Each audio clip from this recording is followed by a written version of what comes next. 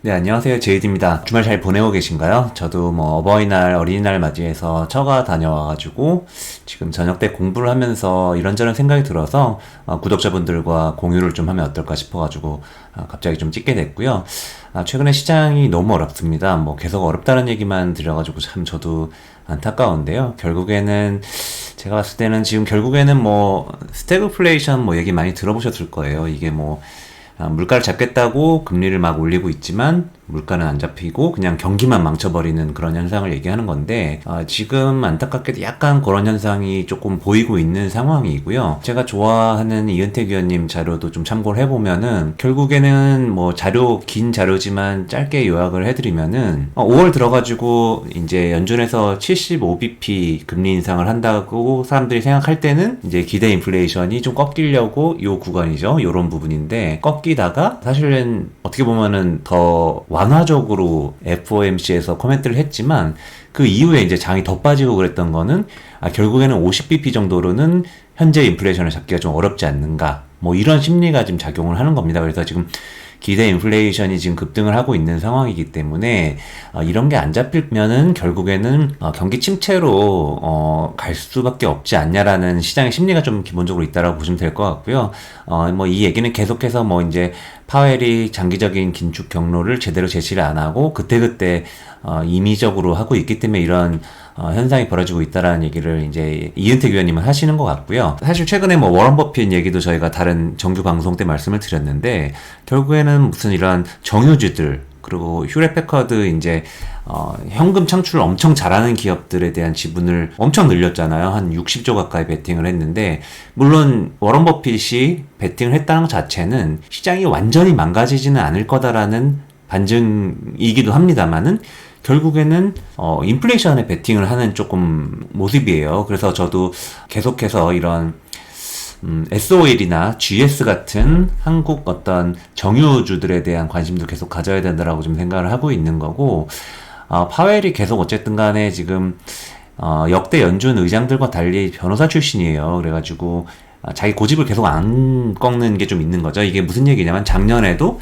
사람들이 인플레이션 오지 않을까 이렇게 인플레이션이 오면 어떻게 했을 때 파웰은 계속 인플레이션은 일시적이야 이러면서 그걸 부정했단 말이에요. 근데 지금은 계속 또 반대로 행동을 하고 있는 거예요. 그래서 이게 지금 시장에서 파웰 연준 의장에 대한 믿음이 되게 없는 상황이다라고 보시면 될 것 같고 이거 내용은 일단 그렇고 일단 현재 같은 상황에서는 이런 내용들도 좋습니다만 결국에는 모든 지수나 각 종목들이 보여주는 게 객관적 사실입니다. 모든 시장 참여자들의 모든 생각들이 반영이 돼 있는 게 지수들이기 때문에 이걸 잠깐 저랑 같이 한번 보시고요. 저는 주식 비중을 조금 늘리려고 5월 들어서 하다가 더 늘리지는 않고 일정 수준으로 지금 좀 신용 같은 건 전혀 쓰지 않고 있고 현금도 상당히 아직 많이 남겨놓고서는 조금 더 관찰을 하고 있습니다. 제가 지금 뭘 가지고 가는지도 이따 막판에 좀 말씀을 드릴 거고요. 계속해서 지금 최근에 보면은 주식 채널들 조회수도 굉장히 떨어지고 관심들이 떨어지셨는데 그러지 마시고 계속해서 관심을 가지시는 분들이 결국에는 돈을 버는 거기 때문에 저는 계속해서 시장에 붙어서 좀 관심을 좀 가지시면 어떨까 그런 말씀을 늘 드리고 싶고요. 나스닥입니다. 지금 나스닥이 결국엔 가장 큰 문제인 건데 얼핏 보면은 많이 빠졌죠. 얼핏 보면 되게 많이 빠졌는데 이게 일봉인데 사실 일봉으로 보면 되게 부정적이에요. 이렇게 보시면은 한 이 정도 자리에서 잡혀야 된다라고 13,000 정도에서 잡혀야 된다라고 봤는데 사실 이런 모든 지지선을 다 깨버린 상황이기 때문에 지금 여기에 위치해 있죠. 지금은 이제 완전히 하단이 뚫린 상황이기 때문에 일봉으로는 이제 판단이 이런 경우는 불가능합니다. 왜냐면 밑에 아무리 시계를 길게 해도 이런 데서 굳이 본다면 볼 수는 있겠죠. 조금 더 시계를 길게 해서 보면요. 이 주봉으로 해서 보면은 결국에는 좀 아까 말씀드렸던 자리가 요런 자리 13,000 정도에서 지지가 되지 않을까라고 생각을 했는데 지지가 안 됐죠. 그래서 제가 일단은 12,000 정도까지 밀릴 수 있습니다라고 말씀을 예전 방송 계속 드렸었는데 결국엔 이 지점까지 왔죠. 근데 이게 요 지점에서 또 빠지고 있는 상황입니다. 그래서 다음 지점을 과연 어디로 잡아야 하냐. 그럼 진짜 이제 그냥 완전히 그림 그리기 놀이가 되는 건데 이건 명확한 기준이 있는 게 아닙니다. 그리는 사람의 맘대로이기 때문에 요렇게 과거 2020년에 어떤 이 저항선이었던 부분을 새로운 지지선으로 보면은 진짜 이번 주에만 시장을 돌리면 충분히 돌릴 수도 있다라고 볼 수 있는 자리이기도 하고요. 하지만 만약 여기를 깨트린다 라고 봤을 때는 정말 뭐 요런 자리, 결국에는 제가 계속 방송 때 말씀드리는 나스닥이 1500이나 1600 정도까지도 빠질 수 있다라고 하는 부분은 요런 지지선, 이 지지선이 200주선과도 일치를 합니다. 그래서 이런 부분까지 빠질 수 있다라고 열어놓는 게 사실은 지금은 합리적인 상황이에요. 왜냐면 어쨌든 지금 이런 120주선 같이 지지선이 강한 데를 하향을 했기 때문에, 하회를 했기 때문에 앞으로도 비슷한 일이 있을 거라고 보시면 될 것 같고요. 요런 부분들도 사실 코로나 때 여기를 이제 일시적으로 무너뜨렸다가 200주선까지 빠졌다고 판단을 한 건데, 이번에도 200주선까지 빠진다고 장담을 드릴 수는 없습니다만, 가능성을 배제할 수는 없다는 거죠.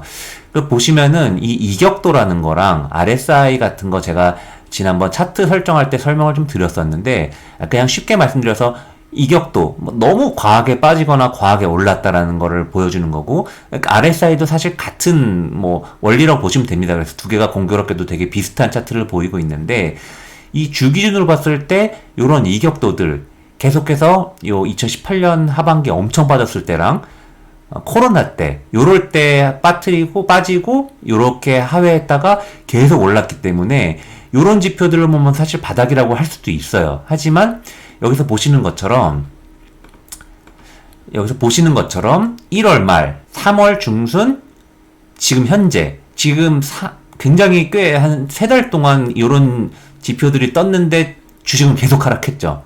그래서 사실은 주 기준으로 보는 건 지금 조금 더 의미가 없는 것 같아서 제가 월로 이걸 좀 관찰을 해봤더니 요런 특징이 있습니다. 미국 나스닥 같은 지수들은 요런 과매도 영역 혹은 과매수 영역에 진입을 하면은 찍고 바로 떨어지고 찍고 바로 오르는 게 아니라 진입을 하면은 그 기간이 상당히 길다는 걸 관찰하실 수 있습니다.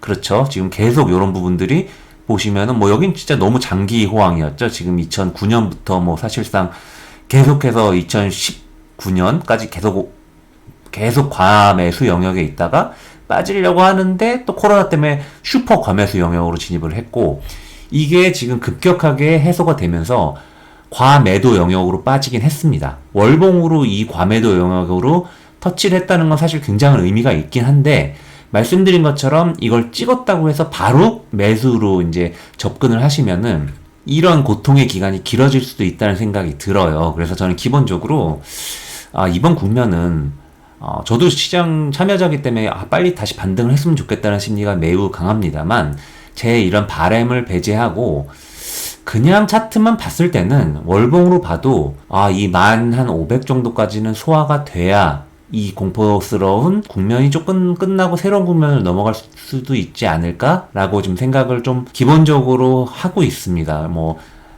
계속 비관론자는 아닙니다만 12월부터 저희 방송 보신 분들은 아시겠지만 이런 장기적인 그림은 제가 그래도 비교적 높은 확률로 잘 맞춰오고 있었어요. 그래서 이런 거를 좀 감안을 일단은 좀 하시는 게 나쁘지는 않다라고 보고 있고요. 이거를 사실 국내 지수로 이제 좀 보면은, 국내 지수 보죠.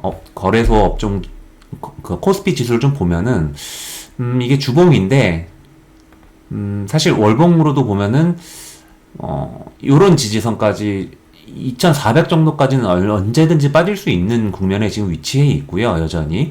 하지만 미국 주식보다는 좀 선행해서 사실 작년부터 우리나라 지수는 계속해서 많이 먼저 빠져 있기 때문에 최근에 보시면은 미국이 많이 빠진 날도 좀 덜 빠지죠. 그래서 지지력이 이런 상황에서 보시면은 기본적으로 요렇게 최근에 오래 들어가지고 요런 부분에서 계속해서 터치가 되고 있고, 미국이 또 빠졌으니까 주말 사이에 월요일에 내일 또 빠진다라고 보면은 요런 부분을 터치하면 아주 단기 바닥을 한번 시도를 해볼 수 있지 않을까라는 아이디어 정도를 가지고 접근을 하고 있고요. 방송이 벌써 좀 길어져서 빨리 말씀을 드리면은, 저는 그래서 시장 판단은 대체로 좀 보수적으로 하고 있습니다만 한국 지수는 그래도 조금은 낫지 않겠나라고 생각을 하고 있는 거고요.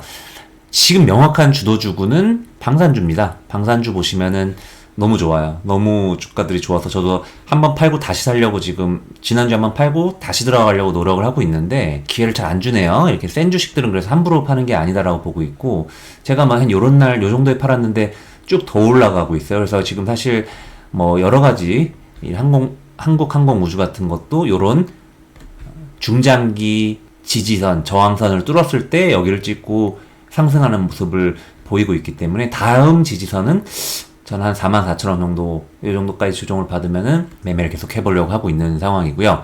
뭐, 사실은 최근에 더 좋았던 거는 뭐, LIG 넥스원, 이런 종목들도 이런 걸 보셔야 돼요. 그동안에 막혀서 못 올라가던 자리들이 계속 막혀서 못 올라갔잖아요. 이런 자리에서. 근데 이런 걸 뚫고 올라갔을 때 신고가가 탄생을 하는 겁니다. 그래서 신고가 주식이 이런 자리들에서 만들어지는 거기 때문에 저는 요 다음 지지선을 지금 한 78,000원 이 정도까지 시장 폭락했을 때 담으려는 전략으로 가지고 접근을 하고 있고요. 그래서 아쉽게 저는 요 종목들을 최근에 지난주에 팔았지만 계속해서 접근을 하고 있는 거고 의외로 상사 주식 포스코 인터랑 LX 인터 이런 종목들도 사실 대부분의 분들이 관심은 없는 종목입니다만은 이건 뭐 완전 신고가는 아니죠. 완전 신고가는 아닌데 포스코 인터내셔널 같은 경우에는 지금 장기 저항선에 지금 52주 저항선에 갇혀 있는데 만약 이걸 뚫으면은 지난번 이런 구간처럼 다시 한번 한 1, 20% 정도의 수익을 쉽게 줄 수 있는 구간이 아닌가라고 보고 있고요. LX 인터내셔널은 포스코와는 좀 달리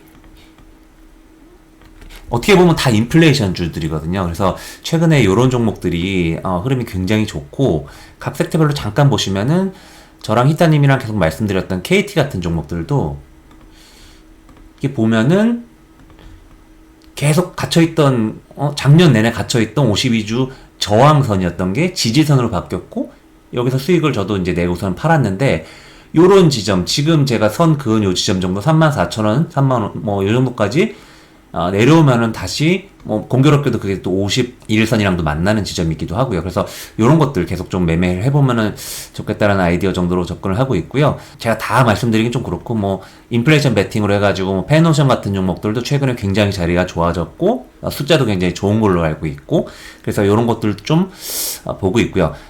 엔터 굉장히 좋았는데 최근에는 JYP 말고는 다른 종목들은 사실 되게 좋지 않습니다. 그래서 저는 지금 JYP만 좀 홀드를 하고 있는 상황이고 뭐 이런 지점들에서 지지선을 준다라고 보면은 좀 빠졌을 때 더 모을 수 있는 구간이다라고 보고 있습니다. 그래서 뭐 시장이 안 좋다고 무조건 다 팔아야 된다 이런 건 아니고요. 그래서 IT는 뭐 최근에 저희가 삼성전자 얘기도 했습니다만 삼성전자 이런 것도 사실 단기 반등했지만 이 21선을 기점으로 해서 계속 저는 눌릴 거라고 봐요. 그래서 눌리고 결국에는 삼성전자도 6만원 초중반까지는 소화가 돼야지 진정한 조정 국면이 끝나지 않을까라고 저는 개인적으로 판단한다는 말씀을 작년 12월부터 계속 드리고 있습니다. 그래서 근데 IT 주식들은 대부분 숏 포지션에 가까운 자리들을 형성하고 있고요. 뭐 안 좋은 건 아예 얘기 안 하고 있습니다. 네이버 카카오는 뭐 52주 신고가고 더 빠질 걸로 보고 있고 뭐 제약바이오는 뭐 망가진 지 꽤 오래돼가지고 JW 중해외 제약 말고는 보고 있지 않습니다. 그래서 배터리도 최근에 대체로 좋지 않은데 에코프로 BM이랑 LNF만 좀 좋아서 저도 LNF 정도만 좀 들고 가고 있는 상황이고요. 자동차가 뭐 소비재고 최근에 뭐 숫자가 좋아서 좀 좋지 않냐라고 말씀들 많이 하시는데 저는 동의하진 않고요. 냉정하게 보면은 뭐가 좋습니까? 아니 도대체 뭐가 좋다는지 모르겠어요. 이게 뭐 사실 숫자가 좀 좋고 뭐 싸다 이런 건데 저는 뭐 이런 종목도 여기서 잘 사진 않고요. 자동차 쪽에서는 현대 글로비스 운송 쪽에서 지금 숫자도 굉장히 잘 나오고 어닝 자체가 지금 굉장히 좋아지고 있고 신고가 52주 신고가 영역으로 트라이 하는 주식이기 때문에 저는 글로비스는 들고 홀드를 하고 있고 기아는 좀 아쉽게 먼저 팔아가지고 없기는 합니다만 기아가 그래도 자동차 중에서는 조금 추세가 여러 가지로 좋은 자리에 좀 위치해 있기 때문에 이런 장일수록 센 주식을 사셔야 됩니다. 막 제가 특기 중에 하나가 밑에서 도는 종목을 사는 건데 제가 올해 1, 2, 3, 4월에 도는 종목, 밑에서 도는 종목 살려다가 손절한 종목이 한두 개가 아닙니다. 그래서 지금은 그런 플레이는 굉장히 자제하고 있고요. 너무 길어진 것 같은데 일단 제가 정리한 생각은 거의 다 말씀을 드렸고요. 저희 같은 사람들도 다 정말 힘든 국면이기 때문에 같이 고민을 하시면서 조금이라도 좋은 결과를 가질 수 있는 5월이 됐으면 좋겠습니다. 네, 시청해 주셔서 감사합니다.